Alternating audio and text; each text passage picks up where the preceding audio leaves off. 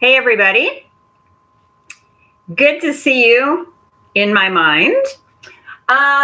So today I was about to clean up the kitchen and I thought, well, there are these different practices that everybody uses that are going to be helpful to somebody to see. And of course, the point of this channel is to not give you the once I've figured it all out version, but the as I'm figuring it out version. So this is what my dehydrator situation currently looks like.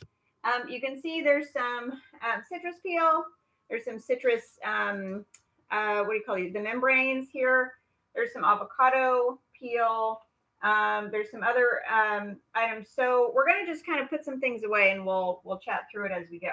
First, I'm going to pull, these are some air dried, just some ambient air dried avocado peel. So I'm going to cure those in the dehydrator a little bit more. But what I can do in the meantime is get out my larger container of avocado peel, which I keep here. Not really because I use it very often and want access to it, but actually because I find that if I don't keep this nearby, I will leave these peels in the dehydrator for like a zillion hours. So I'm going to check these out. I turned off the dehydrator a little while ago. Ideally, you want the dehydrator to be off for, people say kind of about an hour, but just like until you reach kind of room temperature again, so you can see if there's any spots that are going to be still a little bit wet or anything like that. I'm not seeing that here. I'm going to go ahead and put these in here. What I also do often, once this gets, once our jar gets pretty full, we're not really there right now, I'll take these and just throw them in the food processor and smash them down and chop them. And that will make sure that we can, keep things space efficient. So I'm going to pull these out, throw these in. And what you're seeing here, this big pile of something is pulp from juicing. And I actually had put it in a freezer for quite a while, actually several months, because I thought, well, maybe I'll make crackers and I'll need some of that pulp. I haven't ended up making crackers. And so I thought, well, why don't I dehydrate it? And then it's not taking up space in the freezer. And my extra freezer is sort of iffy. It's sort of kind of freezes sometimes better than others and sort of refrigerate sometimes better than others. So what I'm going to do right now is I'm going to pull off anything that's not the pulp. These are lemon rinds, lemon skins. And I'm going to put those away first. But if I see any that are like smelling not great, these all smell fine. So these are lemons, and then this is a lime. And I'm going to turn this other light on over here so you don't have so much glare. You can see things a little bit better.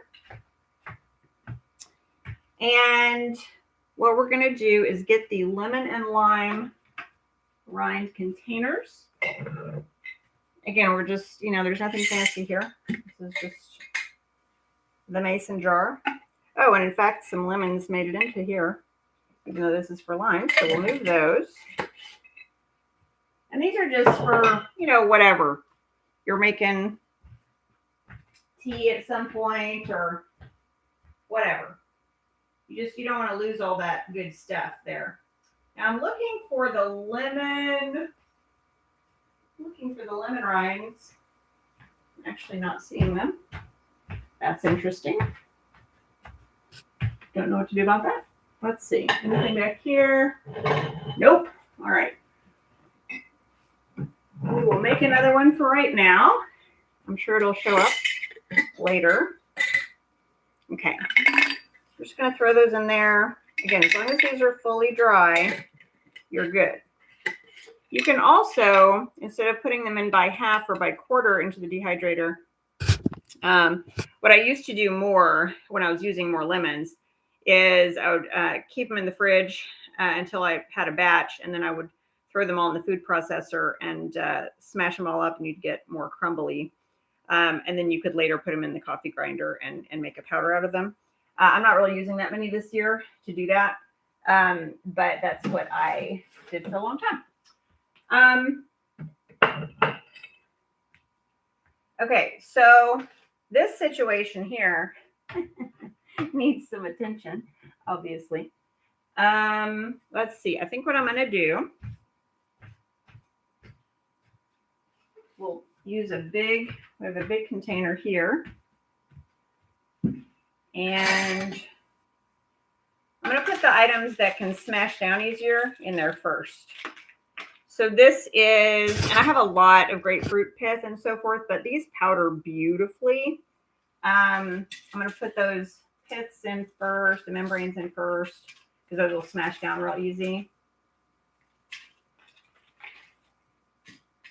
And then, and this is mixed citrus right here. So I'm just going to pick out the grapefruit. Usually I'm more organized about it than this, but I did not opt for that this time, because sometimes when I'm organized, it also means I end up wasting more, because if I'm not doing it exactly right, then I won't do it at all. I decided to try something different this time and not do it that way. And then this, you can see these are just little tangerine rinds, and they're awesome too. They'll make great tea, really good flavors, and a carrot that I accidentally dried, which I don't need. Okay, and I've got a few of these avocado rinds to cure. So I know I've got a little bit more grapefruit in here. I'm going to throw that in. You can break these up or whatever. Definitely not a science part of the situation. And then I also have some what I call neighbor berries. And these are, I don't know what they are, but they're berries that come off of my neighbor's tree that comes onto my driveway. And so I picked some of them, and I've dried them. At first I didn't dry them first, and I put them in a jar, and some of them got yucky. So these ones I have dried, and we're going to see if we can smell them or what they're like. Okay, so that's all our grapefruit, it looks like. And again, this is just like free money right here. This is free nutrition. There's a lot of nutrition in rinds. And because most cultures are not eating rinds, they're not getting that nutrition, but it's really valuable. I mean, we are primates, and primates are used to eating the whole rind. So it is stuff that we need. So I'm going to put this away for the moment, and you can just, you put it where it works for you. And then I'm going to get my big container for the citrus. This is a cool container. It's so cool, and I wouldn't use it for this if I had another real big jar, but I don't right now. And I'm not using this for anything at the moment, but often I use it. You may have seen me use it for fruit leather. I'll roll up the fruit leather and put it in there, and it's really beautiful. It looks like, candy jar. It's real fun. So this one's not quite as crispy right here. I think I'm going to gamble with it. I think I'm going to try it. Let's see. But if these dry and they don't stay kind of vibrant like that, then just go ahead and toss them. The flavor will be different that way. This still smells fresh. It smells like a real bright, fresh tangerine smell. And that's what you want. What you're going to find as you're drying your citrus is that if you throw it in the dehydrator right away, you're good. But if you don't, you will find, this is an example, one I'm going to toss out. It's kind of fine. It's sort of, I don't know. Since I am eating some blood oranges right now, I sort of wonder if that's just a color that got on there. But I think I'm going to toss that into the compost just in case. But these smell really fresh. Like I can smell them from here. What you'll find is if you don't put these in the dehydrator right away, they will gain that sort of old citrus smell. and they'll take that through the dehydration process, and they'll take it through to whatever you put it in later. So, you know, that's kind of a drag, and not really what you're looking for.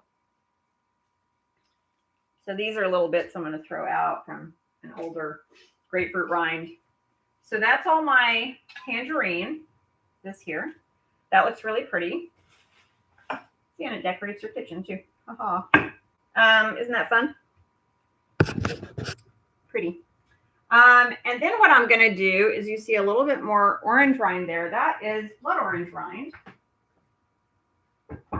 And the blood orange rind, I can always tell because I cut the blood oranges before I eat them, because they will stain the heck out of anything, because they're like a raspberry color inside most of the time.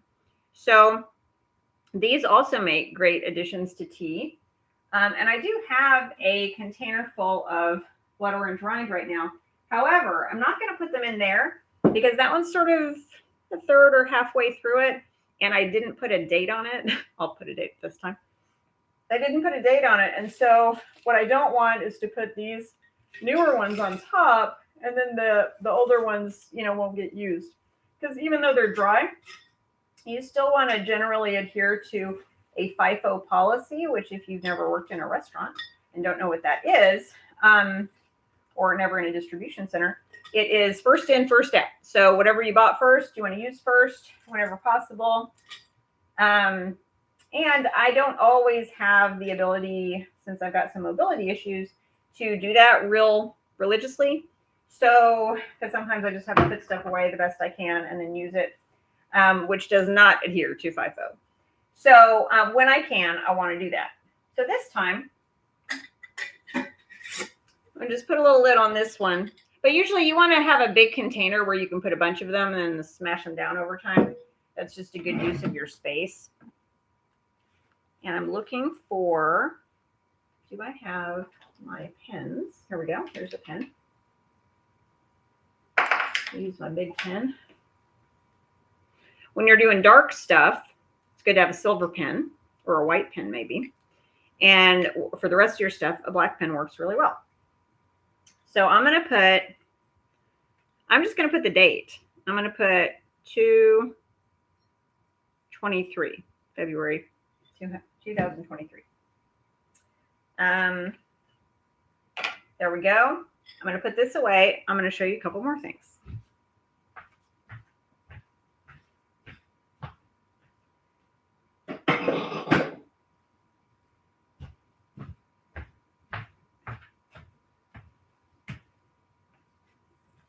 Actually, let me stop there because that's our citrus, and I think I'll make a different separate little video for the berries and for the plant fiber. Okay, over and out.